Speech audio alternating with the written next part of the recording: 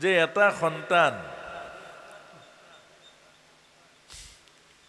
সন্তান আমাৰ অসমীয়া সন্তানবোৰ ইমান অধৈৰ্য কেলে? আপোনাক প্ৰশ্ন এটা কৰিছোঁ।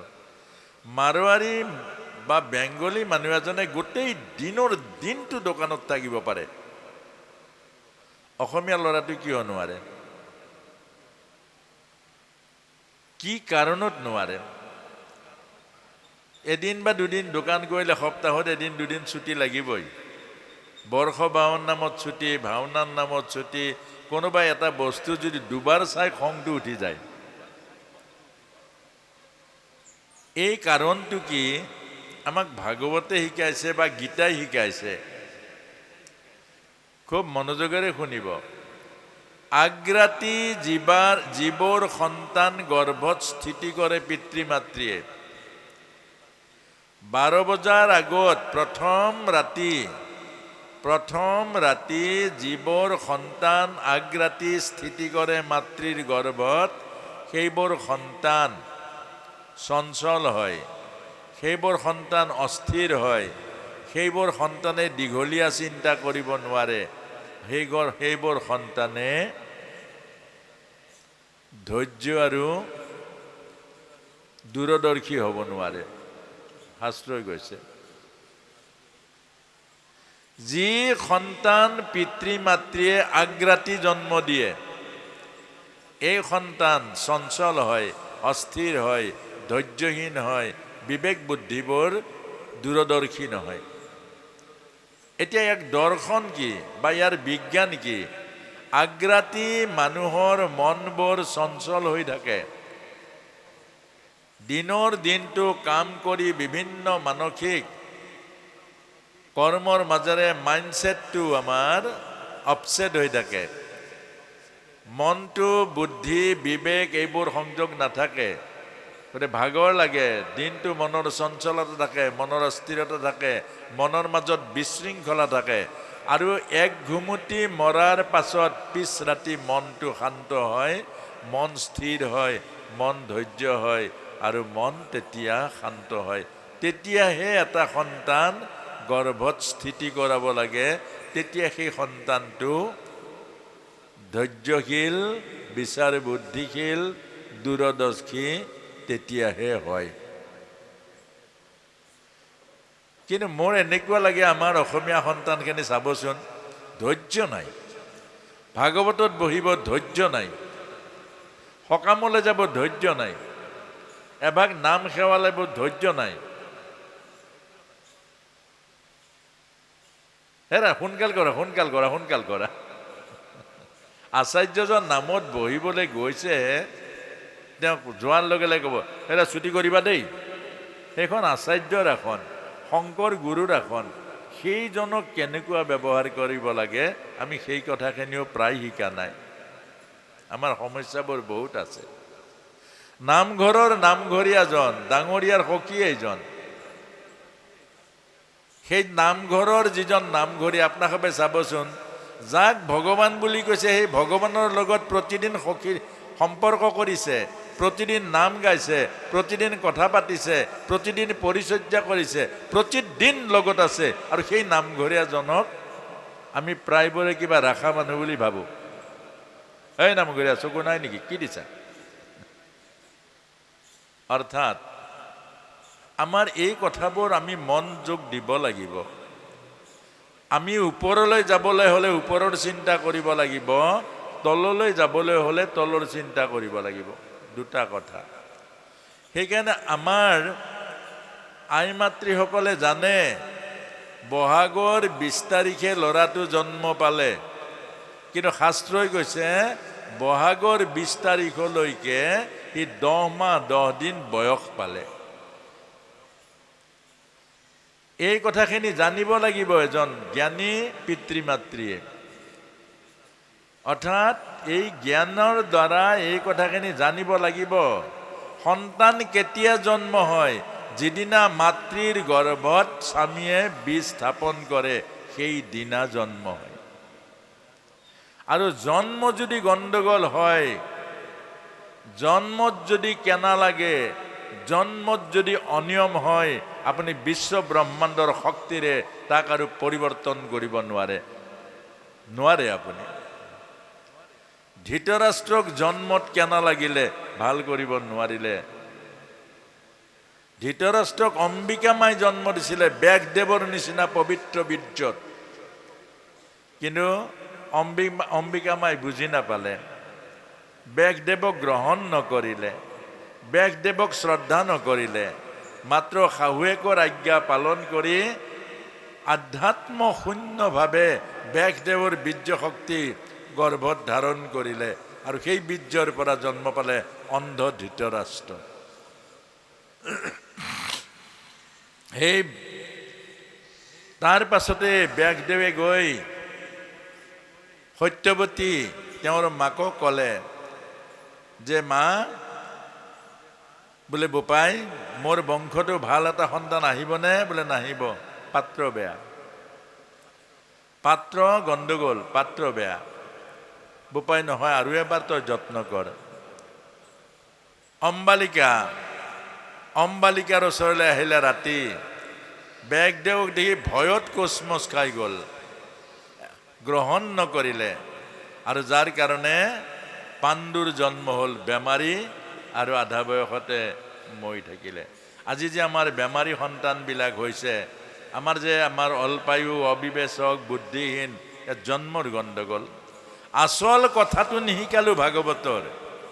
আমি ভাগৱতৰ আচল কথাবোৰ, জীৱনৰ কথাবোৰ, আমাৰ জীৱনৰ যিটো কল্যাণৰ ৰাস্তা ভাগৱত গীতাত আছে, সেইবোৰ বিচাৰ নকৰিলোঁ। আমি বিচাৰ কি কৰিলোঁ গম পাইছে আৰু, গতিকে আমাৰ সমাজখনত তাৰ প্ৰভাৱটো পৰিছে। এতিয়া তাৰ পাছত আকৌ ব্যাসদেৱক সুধিলে যে বোপাই এইবাৰ মোৰ বংশ ৰাখিব পাৰা, বিবাহৰ উদ্দেশ্য কি? বংশ ৰক্ষা কৰা এটা ভাল সন্তান, সেইকাৰণেতো বিবাহত কলগছ পুতি। কলগছ কেলে পুতে?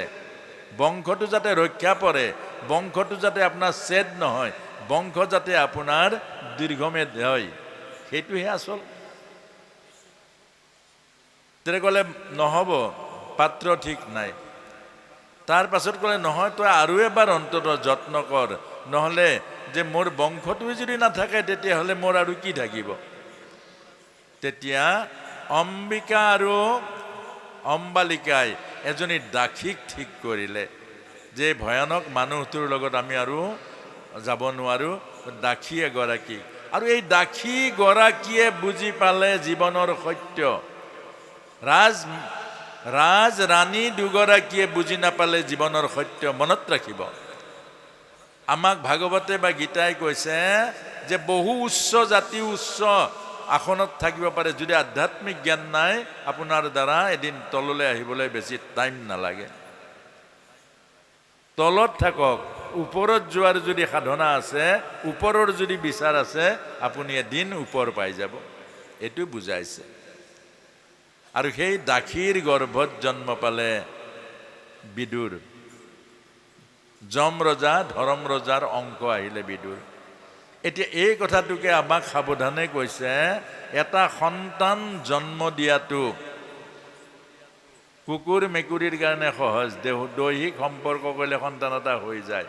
সেই সন্তানে পিতৃ মাতৃক পুং নামৰ নৰকৰ পৰা উদ্ধাৰ কৰিব নোৱাৰে, সেই সন্তানে জাতি ধৰ্ম ৰক্ষা কৰিব নোৱাৰে, সেই সন্তানে আমাৰ ভাৰতীয় সভ্যতা সংস্কৃতিক কেতিয়াও ৰাখিব নোৱাৰে। সেইকাৰণে আমাৰ ভাৰতবৰ্ষৰ প্ৰজ্ঞাৱান ঋষিসকলে এইবোৰ শাস্ত্ৰ লিখিছে যে এটা সন্তান নমাই আনিবলৈ হ'লে প্ৰক্ৰিয়া আছে, স্থান কাল পাত্ৰ আৰু সাধনাৰ দ্বাৰাহে এটা সন্তান নমাই আনিব পাৰে। এতিয়া সেই সন্তানটো কেনেকৈ নমাই আনিছিলে? ভাগৱতত দেখুৱাইছে কাশ্যপ ঋষিৰ দুগৰাকী পত্নীৰ এগৰাকী হ'ল দিতি। দিতিৰ মাজেৰে দৈত্যৰ জন্ম পালে। তো ব্ৰাহ্মণ আছিলে কাশ্যপ, তেওঁৰ পত্নী ব্ৰাহ্মণী আছিলে। ব্ৰাহ্মণ আৰু ব্ৰাহ্মণী, যে ব্ৰহ্মতত্ত্বক জনা ব্ৰাহ্মণীৰ সন্তান দৈত্য কেনেকৈ হ'ল? অৰ্থাৎ ভুল কৰিলে দৈত্য হয়। কেনেকৈ ভুল কৰিলে? যে সন্ধিয়া যজ্ঞশালত থাকোঁতে কাশ্যপ ঋষি দ্বিতীয়ে গৈ সেই যজ্ঞশালতে দৈহিক সম্পৰ্ক কৰিলে। সেই যজ্ঞশালত দৈহিক সম্পৰ্ক কৰিলে, মনত প্ৰতিহিংসা, তাৰ বিনিময়ত দুটা দৈত্যৰ জন্ম হ'ল। আৰু সেই দৈত্যৰ ঘৰত মহাভাগৱত প্ৰহ্লাদৰ জন্ম হ'ল।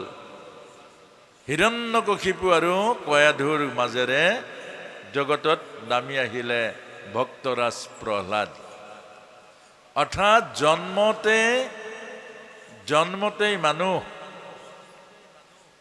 জন্মতেই মানুহৰ আচল পৰিচয়টো হয়, জাতিত পৰিচয় নহয়, ধৰ্মত পৰিচয় নহয়, কৰ্মত পৰিচয়। এইকাৰণে এই কৰ্ম কৰিবৰ কাৰণে জ্ঞান লাগিব। ভগৱত গীতাৰ জ্ঞান, বৈৰাগ্য আৰু ভক্তি, অৰ্থাৎ জ্ঞান, কৰ্ম আৰু সন্ন্যাস, এইবোৰ থাকিব লাগিব। এতিয়া আমাক শিকাইছে যে এগৰাকী নাৰীৰ গৰ্ভত এটা সন্তান জন্ম পাব। সন্তানটো কোনে আঁকিব? এখন ছবি বুলি ধৰকচোন, স্বামী আৰু ভাৰ্যাই দুয়োটাই আঁকিব।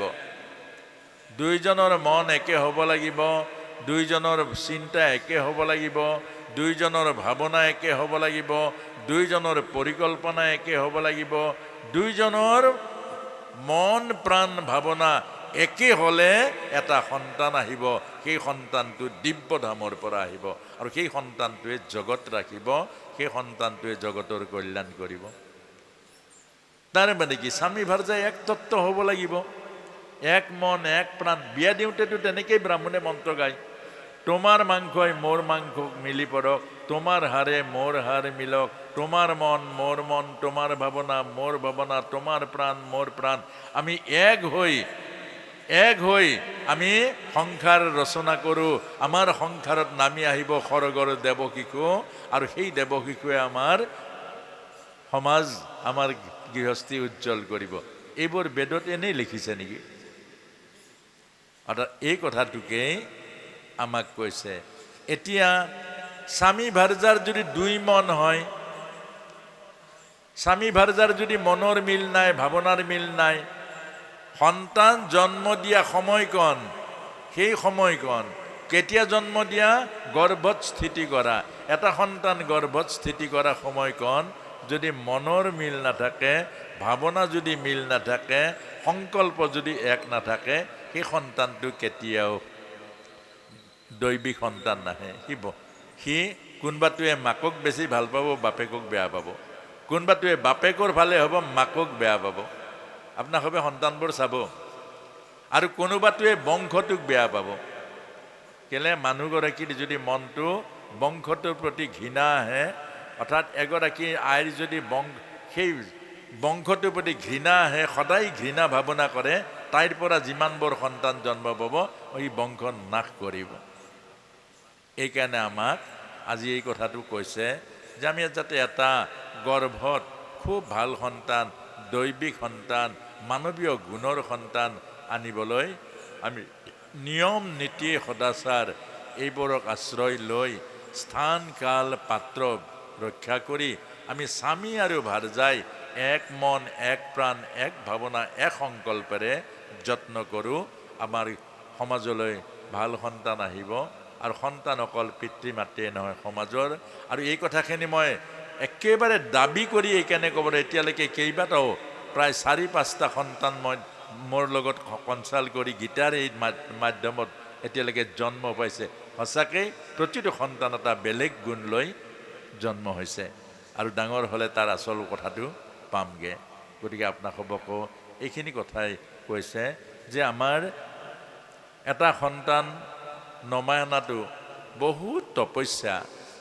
এগৰাকী আয়ে এটা সৎপুত্ৰ স্বামীৰ হাতত দান দিয়াটো তাতকৈ ডাঙৰ দান আৰু একো নাই। প্ৰিন্সি আৰু সুতপাৰ নিচিনা ৰজাৰাণীয়ে ভগৱান কৃষ্ণক নমাই আনি জগতৰ হাতত তুলি দিলে। ভগৱান কৃষ্ণ ঈশ্বৰৰ পূৰ্ণ অৱতাৰ। গতিকে এই সকলো মাক বাপেকে আছিলে, কিন্তু তেওঁলোকে সেই সাধনাৰ দ্বাৰা তপস্যাৰ দ্বাৰা নমাই আনিছে এটা এটা সন্তান। গতিকে আপোনাসৱকৈ এইখিনি কথা আমাক কৈছে। এতিয়া অহাকালি হ'ব কি বিষয়? গৰ্ভ সংস্কাৰ। সন্তানে গৰ্ভত 100% শিকে, সংসাৰত 0.2% শিকে। চব কথা পাহৰি যায় সংসাৰৰ কথাবোৰ। গৰ্ভত 100% শিকে। অভিমন্যুই গৰ্ভতে শিকিছে, প্ৰৱেশ শিকিলে, প্ৰস্থান নিশিকিলে। প্ৰহ্লাদে গৰ্ভতে সমস্ত জ্ঞান আৰু তত্ত্ব, ভাগৱতৰ মূল তত্ত্ব শিকিছে। গতিকে গৰ্ভত যদি কুসংস্কাৰ দিয়ে, সেই সন্তানক ভাল কৰিব নোৱাৰে, কেতিয়াও নোৱাৰে। এগৰাকী আয়ে যদি গৰ্ভত সন্তানক হিংসা শিকায়, সি প্ৰতিহিংসাৰ জ্বলন্ত অগ্নি হ'ব দুৰ্যোধন। দুৰ্যোধনে মাকে শিকাইছে হিংসা।